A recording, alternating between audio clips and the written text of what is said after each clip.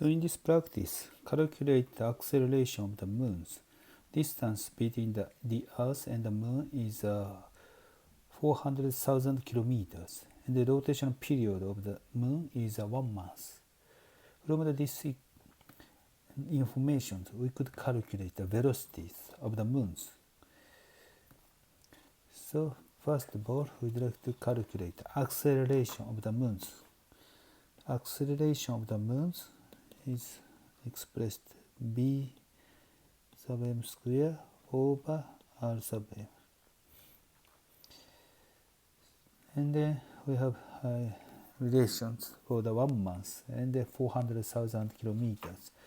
If you substitute these numbers, it becomes 2.4 times 10 to minus 3 meter per square second. Okay, this is the first answers. And then compare the acceleration of the Moon and the Earth. Then we'd like to, we are wonders, can we still use the same equations? Acceleration is proportional to 1 over r squares to calculate the acceleration of the moons from that of the Earth. At first, we'd like to calculate acceleration of the Earth. Also, we could use the same equations. B squares over r sub e. R is the distance between the Sun to the Earth, 1 AU. B is 30 km per second. So actually the Earth takes 1 year to complete one rotation. If you substitute these numbers, you will get 5.9 times 10 to minus 3 meter per square second. So to compare these two values, it's better to create non-dimensional quantities.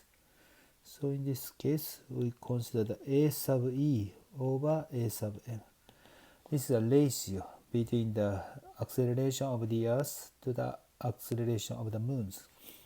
Then if you divide these two quantities, it's about 2.5. So this is a ratio between the observed ratios of the accelerations of the Earth to the moons.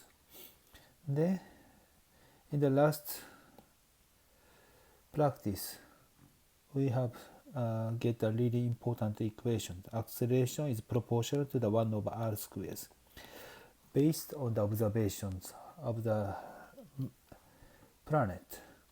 Then if we believe that these equations, you could say the accelerations can be expressed proportional constant times 1 over r squares. And we'd like to check if these equations can be applied to study the motion of the Earth and the motion of the moons. Then if we believe that these equations, A sub E is expressed k over 1 over r sub e squares. A sub m is expressed 1 over r sub m squares.